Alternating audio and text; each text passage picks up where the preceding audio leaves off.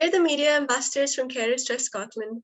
We've made a short film about some of the biggest issues faced by young carers at the moment. Unfortunately, we can't be with you today, so we have recorded this message in a short Q&A that will play after the film.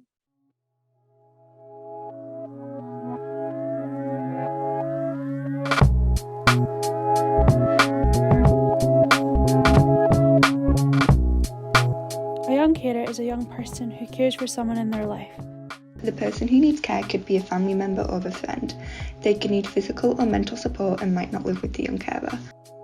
We often have extra challenges to overcome than other young people. There's a lot of emotional, practical support needed on a daily basis. Just depends on the needs of that day. Before I was a young carer, I was with friends all the time. After, it was just really difficult to make the time to go out with friends. Studying's kind of pushed away, and social life, well, it's not really something I would even think about, honestly. I never found out about it until last year, about what a young carer was or what a young carer does. But it turns out I had been a young carer for quite a few years. Education is a big part of our lives and is often also one of the biggest challenges.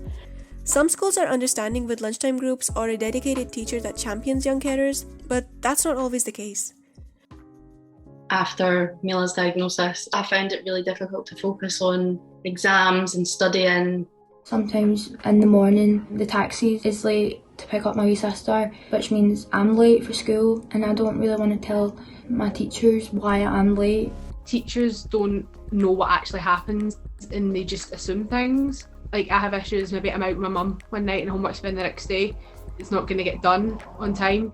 Sometimes with schoolwork you can need that extra help and support, and sometimes you don't actually get the help and support you need.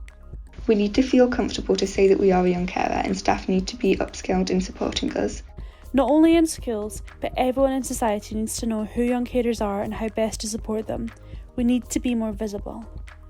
In my culture, it's really not a thing. Like, it's just seen as something you have to do because it's your family. So I definitely think that there needs to be more exposure about it. Some days it's like you feel like there's no one to talk to. You feel like there's just no one that you can turn to for advice.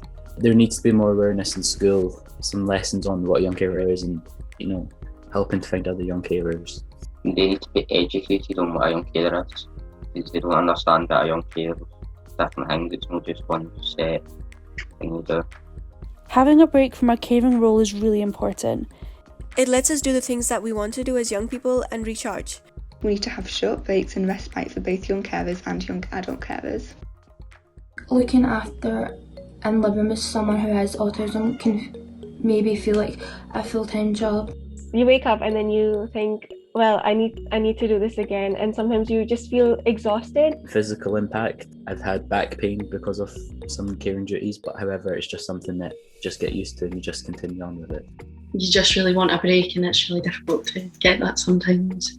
Finances are hard, money is really tight because of both my mum and my sister not being able to work. We have to rely on benefits. Trying to survive off that, it's just really difficult. It's really hard to get respite and support because if you live in a rural area, there's not as many places to offer it and you have to travel further. Growing up is different for young carers, but we are the same as other young people. We deserve the same opportunities, but we may need extra support to help achieve our full potential. Some people don't realise how much things we do miss out on. I think young carers should be acknowledged and recognise us as individuals who need more time to ourselves and be able to be around other young carers. I found it really liberating almost that there were people who could understand what I was going through and provide support for me. I think to bring light to young carers, just so we know that it's there if we need the support.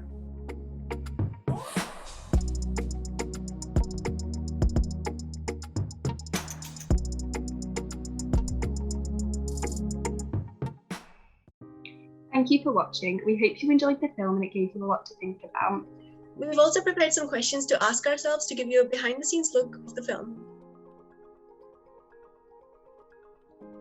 Some of the themes of the film are respite and education, and I feel like they're important because at some point in their life, the carer will be in education, and it's good to highlight the struggles they face balancing their caring role along with education. And I think respite's important because it highlights why young carers need respite so badly. Throughout the film, young carers spoke about the difficulties faced in certain areas of their lives, such as socialising, health and well-being, education, respite and finances. It was clear that every one of these factors are really affected by caring, and it made it extremely difficult for young carers to have a life outside of caring and to fulfil their full potential. Therefore, these are the areas in a young carer's life that really need the most support and change. I got involved because I thought making a film would be an amazing opportunity just to raise awareness, and a film is something everyone can watch and it doesn't take too much time and it's interesting. It shows what a carer is going through as well as keeping the viewer engaged. So I thought that was a really good idea. And I got involved because I thought it was important to raise awareness for these key issues that young carers face, as I feel like they're a group that is often looked over and don't get the attention that they need. I loved interviewing other young carers. It was just amazing. There were so many different people and they were saying so many different things. And it was just having the whole voice of young carers speak out, and they all agreed on one thing, being that respite is really important, but seeing what other young carers go through, and caring role it can be like supporting someone mentally or supporting someone physically, and just having a whole range of carers caring for different people and seeing the diversity of the jobs we do. It was really interesting interviewing people.